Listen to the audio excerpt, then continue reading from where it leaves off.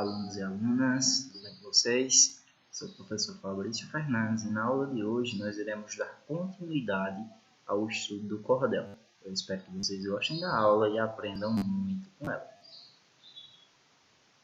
Como unidade temática e prática da linguagem, nós temos a leitura e oralidade, o objeto de conhecimento cordel e a habilidade F67LP28, que vai tratar de compreender gêneros diversos e como nossa aula ela vai pautar principalmente o cordel, a linguagem do cordel, a estrutura do cordel, ok?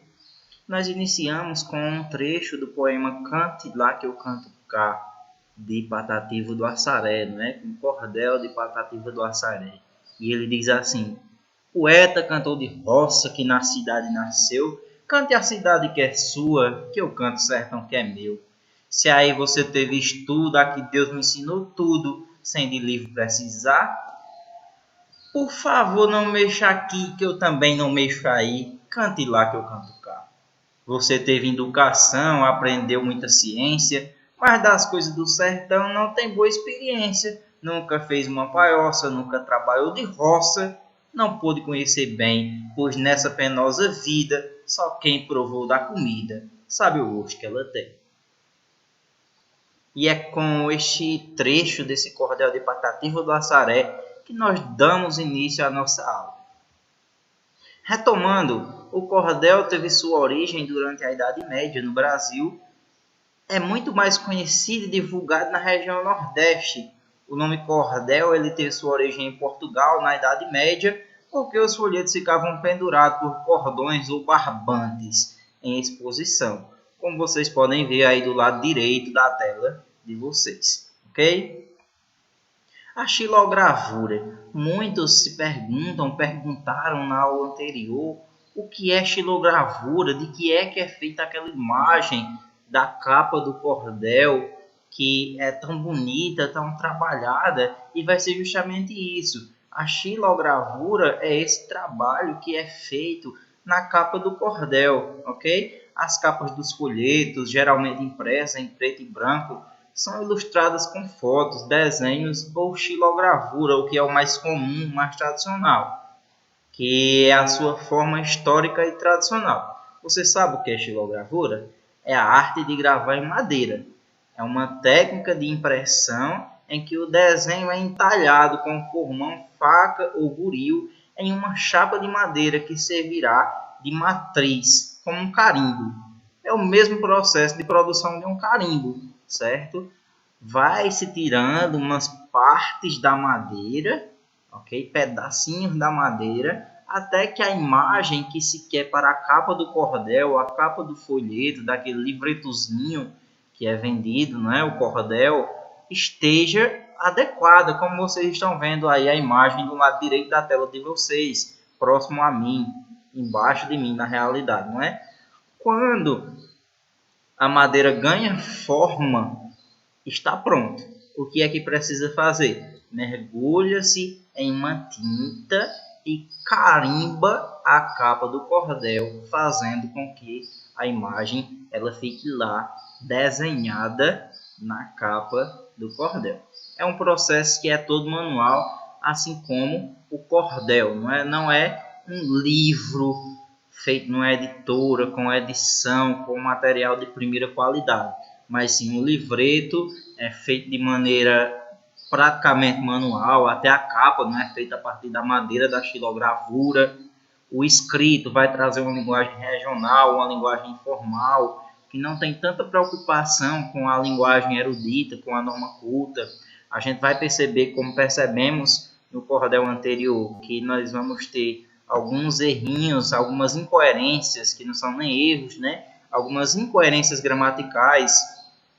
Por exemplo, aí no primeiro verso, a palavra cantor, se nós pegarmos ao pé da letra a gramática normativa, você percebe que há uma inadequação, Educação, aí no último estrofe, na última estrofe, primeiro versinho, Educação. Aí a gente percebe que não há uma preocupação com a escrita correta, mas sim com a rima, com a musicalidade e também com a mensagem que está sendo passada para o público, ok? Aí nós estamos vendo aí a partir dessas 3 imagens o processo. A imagem do meio está mostrando a pessoa talhando a madeira, ou seja, a pessoa desenhando a madeira, não é? A partir de uma espécie de talho, uma facazinha amolada, onde retira-se partes da madeira e cria-se o desenho a partir disso daí, ok? Na imagem de cima, aí, ó, no canto esquerdo, nós percebemos a imagem ela ganhando vida, não é? Ela ganhando vida no papel, ela saindo da madeira para o papel, não é? Nós já estamos vendo o desenho saindo, não é? Mudando de lugar, da madeira para o papel. E aqui no cantinho baixo direito de vocês nós estamos vendo já algumas xilogravuras já ilustradas, já ilustrando as capas dos cordéis. Okay? A xilogravura ela é muito importante para o cordel, porque é o que vai chamar a atenção do público para comprar aquele cordel. Okay? Geralmente a xilogravura, a capa, ela vai estar relacionada ao que está sendo discutido, ao tema do cordel que está sendo vendido naquele momento. O cordelista geralmente reelabora histórias fantásticas ou reais que ouviu ou testemunhou, acrescentando sua própria contribuição, seu jeito de contar, suas experiências e sua cultura. Até um tempo atrás, algumas regiões onde não havia jornal, rádio, telefone ou TV, muitos cordelistas contavam notícias às pessoas através dos seus livretos. Nós vamos ter cordéis das diversas temáticas possíveis, ok? Desde histórias reais, fantasiosas, aquelas histórias que nós chamamos de história de trancoso, que nós não sabemos se aconteceu ou não aconteceu verdadeiramente, mas qualquer temática ou problemática social exposta, ela será objeto de estudo, né, dos cordéis, será tema para os cordéis serem escritos, ok? A temática do cordel ela vai muito da criatividade do cordelista. Patativo do Assaré, por exemplo, que foi um dos maiores cordelistas do Brasil, se não o maior cordelista do Brasil, ele gostava muito de falar sobre a cultura da região Nordeste, certo? Já Braulio Bessa, que é um cordelista que é muito famoso, porque ele passa na Rede Globo, né, televisão, vocês já ouviram falar dele com certeza, até no projeto do Livro ao Palco, não é? Ele é um dos autores que estão sendo estudados neste ano na Rede de Educação de Milagres. E vocês sabem que já Braulio ele vai falar sobre temáticas diversas, não é? Ele faz cordel para a mãe, para os professores, cordel de autoestima, de perseverança, de prevenção ao coronavírus, não é? Então, o cordel ele não vai ter uma temática fixa, ele vai tratar de temáticas diversas, sejam elas atuais, sejam elas de histórias fantasiosas ou não, de fatos verídicos, até mesmo de notícias, de coisas que estão acontecendo nesse exato momento.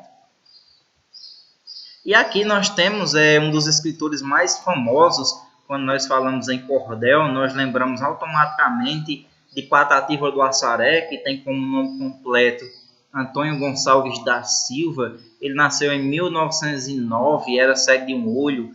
Desde os 4 anos de idade, aos 5 já fazia versos. Alfabetizou-se mais ou menos, que ele é considerado semi-analfabeto, aos 12 anos, ficando apenas alguns meses na escola. Ele foi considerado autodidata, por quê? Porque conseguia aprender ali algumas coisas só a partir dos livros, certo? E foi a partir do contato com livros que ele consegue praticar o ato da escrita, consegue entender a questão da rima e da musicalidade do cordel. E Patativa do Assaré, se vocês não conhecem, Assaré é uma cidade cearense, ou seja, Patativa do Assaré é um escritor cearense, infelizmente morreu em 2002, mas ele deixou seu legado nacionalmente e internacionalmente até. Então, Patativa do Assaré é o maior cordelista brasileiro e mundialmente falando ele é muito conhecido também.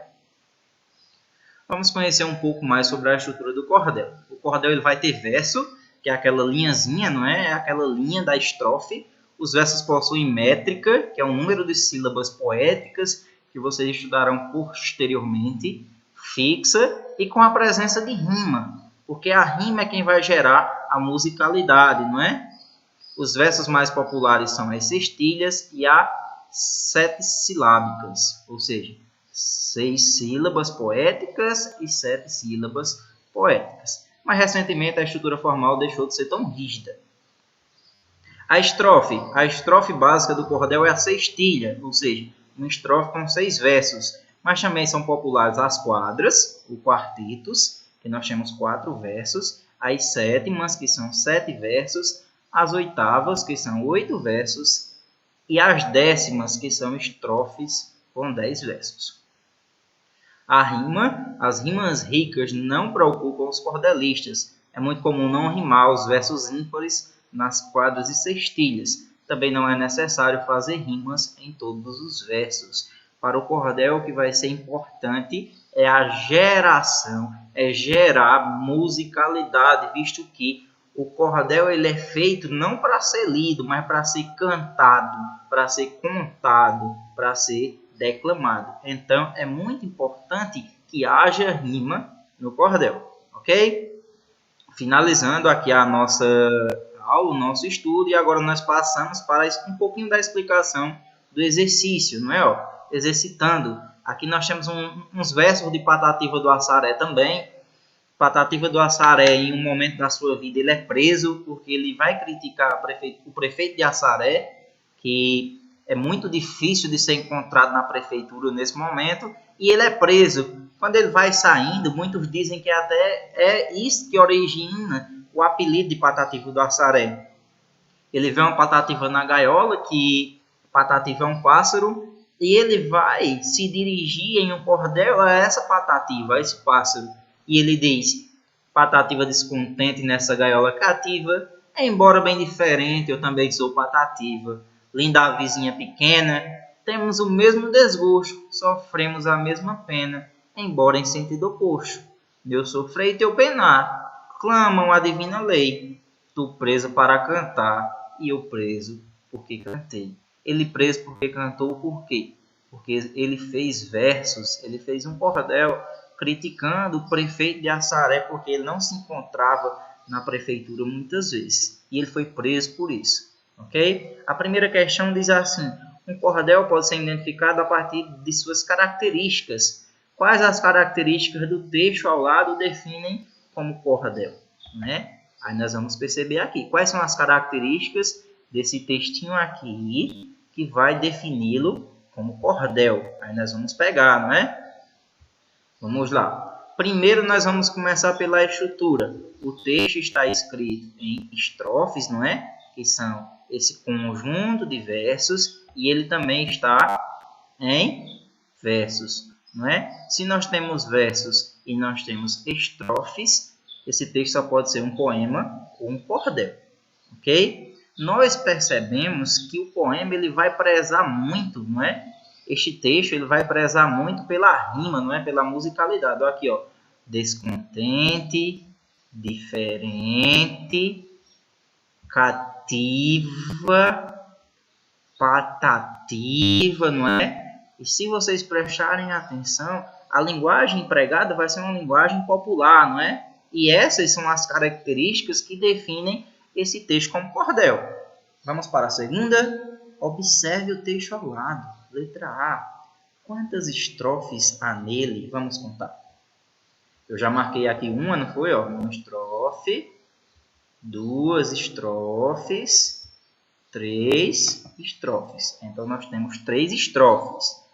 Quantos versos há em cada estrofe? Aqui nós temos 1, 2, 3, 4. 1, 2, 3, 4.